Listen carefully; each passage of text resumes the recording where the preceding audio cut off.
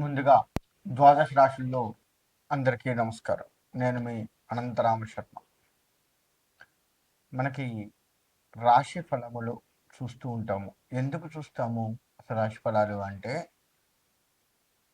ప్రతి నెల కూడాను ఈ రాశి ఫలాలు చూసుకోవడము, లేదు ఇలా మీడియాల్లో వినడము, చేయడము చేస్తూ ఉంటాము. ఎందుకు అనే విషయానికి వస్తే, గత నెల కంటే ఈ నెలన్నా బాగుందా లేదా అనేది ఒకటి.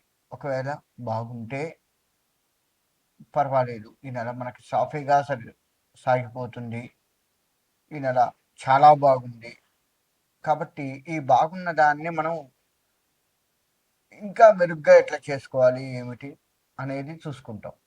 మరి ఒకవేళ బాగా లేదు ఈ నెల అనుకున్నటువంటి రాశులు ఏమైనా ఉంటే, ఆ రాశి వారు ఎక్కడ బాగలేదు, ఎందుకు బాగలేదు, మనలో ఎక్కడ తేడా వస్తుంది మొత్తం కూడా చెప్తూ ఉంటాం మేము. దేనివల్ల ఈ సంవత్సరం ఎక్కడ బాగుండట్లేదు, ఏం చేయటం వల్ల బాగుండట్లేదు అనేది కూడా కొన్ని చెప్పాల్సి వస్తుంటుంది.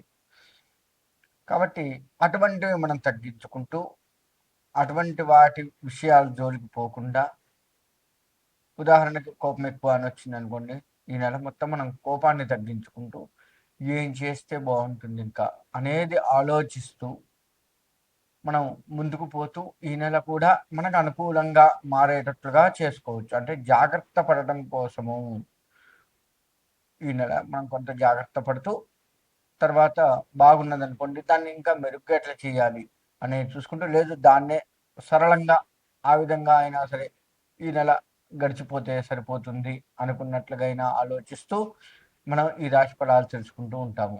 కాబట్టి రాశి ఫలాలు అందుకు తెలుసుకోవాలి, కానీ ఏదో చెయ్యొచ్చు, దీనివల్ల ఇంకేదో అవుతుంది, ఏదో ఒక్కసారి కలిసి వస్తుంది, ఇలా దయచేసి ఆలోచించకండి.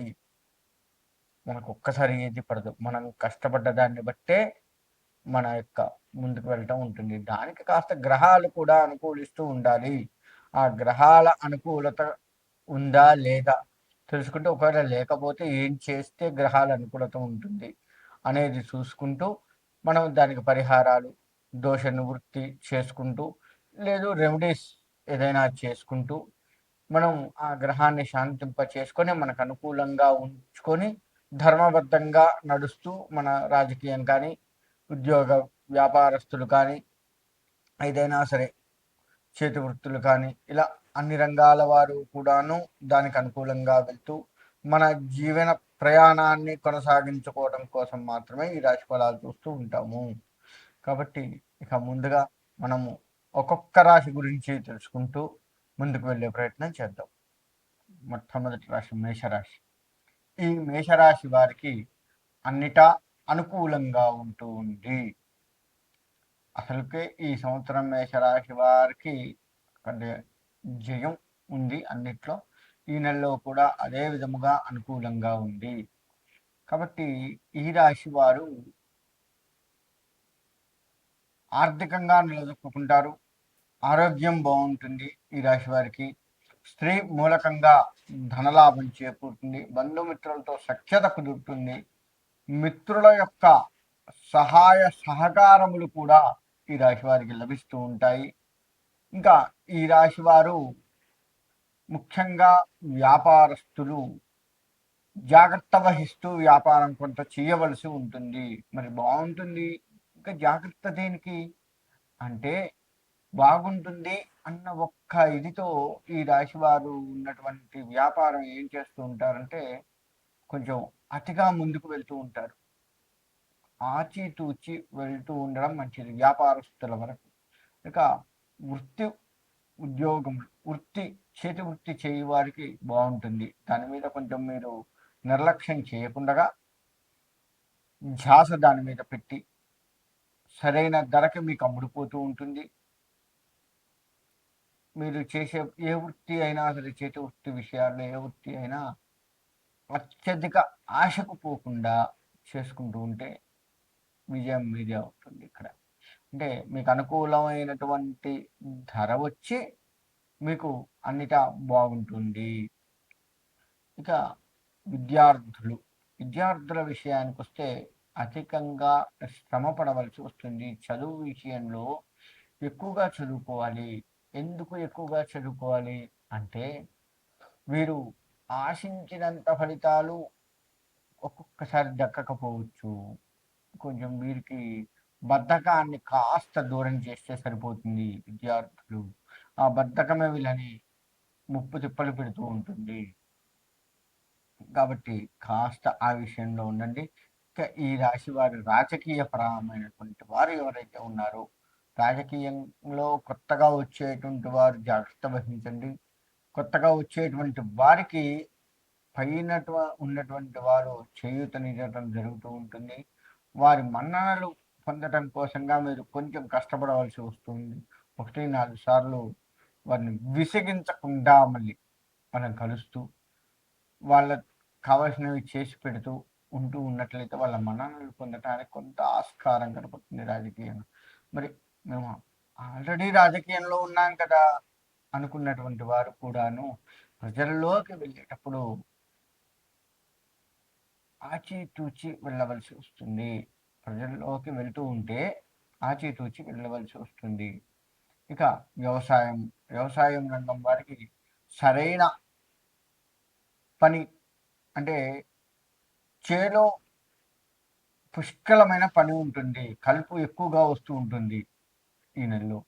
దాన్ని కాస్త మీరు జాగ్రత్తగా తీసివేయటం, చేయడం ఇటువంటివి చేయాలి. పురుగు కూడా కొంత వచ్చే ఆస్కారం కనబడుతూ ఉంది. కాస్త జాగ్రత్త వహించండి. మీరు వ్యవసాయ రంగం వారు కొంచెం ఎక్కడ నష్టపోతూ ఉంటారు అంటే ఎరువుల దగ్గర. సరైన ఎరువుని మీరు వాడలేకపోవడం కాస్త జరుగుతూ ఉంటుంది. కాబట్టి వ్యవసాయ రంగం వారు ఆ విధమైనటువంటి దృష్టి కాస్త పెట్టి గనక ముందుకు అడుగు వేయగలిగితే తప్పకుండా బాగుంటుంది. ఇక ఉద్యోగ రంగం వారికి ప్రమోషన్తో కూడుకున్నటువంటి బదిలీలు జరుగుతూ ఉంటాయి. కాబట్టి దాన్ని మీరు అందిపుచ్చుకునే విధంగా మీరు కాస్త అడుగులు వేయండి. వేసినట్లయితే ఉద్యోగంలో మీరు పూర్తిగా స్థిరపడుతూ ముందుకు వెళ్ళే ఆస్కారం ఉంటుంది. ఇక ఈ రాశిలో ఉన్నటువంటి వారి ఆరోగ్యం కూడా బాగుంటుంది. ఆరోగ్యం కోసం మీరు ఏమీ చేసుకోకర్లేదు. చిన్న జలుబులు ఇటువంటివి అందరికీ సహజం. కానీ అనారోగ్యంగా ఎక్కువగా బాధపడేటువంటి వారు ఎవరైతే ఉన్నారో వారి ఆరోగ్యం క్రమంగా మెరుగుపడే ఆస్కారం ఉంటుంది.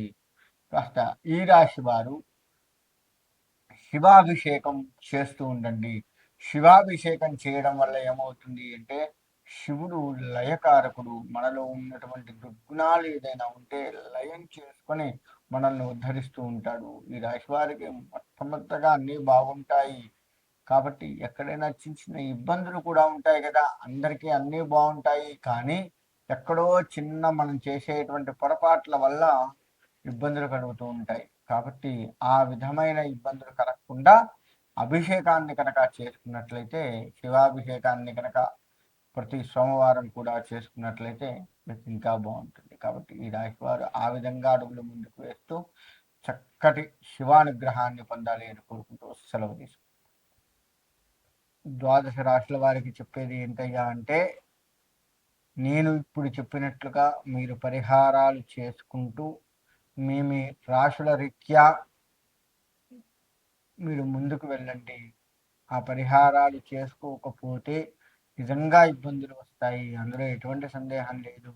మన జాతకం మొత్తం కూడా మన జీవితం మొత్తం కూడా జాతకం మీద, ఆ యొక్క గ్రహాల మీద అది ఆధారపడి ఉంది. గ్రహాల అనుకూలత మనకు ఉంటేనే, ఉదాహరణకి సూర్యుడి అనుగ్రహం ఉందనుకో ఆరోగ్యం బాగుంటుంది. చంద్రుడి అనుగ్రహం ఉంటే మనశ్శాంతి బాగుంటుంది. ఇలా ఒక్కొక్క గ్రహం ఒక్కొక్కటి చేస్తూ ఉంటుంది. కాబట్టి మన జాతకరీత్యా ఏ గ్రహం బాలేదో దానికి సంబంధించి పరిహారాలు చేసుకుంటూ మీరు ముందుకు వెళ్ళడం ఎంతైనా శ్రేయస్కరము. కాబట్టి ద్వాదశ రాశుల వారు నేను చెప్పిన పరిహారాలు చేసుకుంటూ ముందుకు వెళ్ళి మీ యొక్క జీవితాన్ని తీర్చిదిద్దుకోవాలి అని కోరుకుంటున్నాను. మీ అందరికీ కూడా ద్వాదశ రాశుల వారందరికీ కూడా మీ ఇష్టదైవం, కులదైవాల యొక్క గ్రామ దేవతల యొక్క అనుగ్రహం సంపూర్ణంగా కలిగి సుభిక్షంగా ఉండాలి అని కోరుకుంటూ సెలవు తీసుకుంటున్నాను.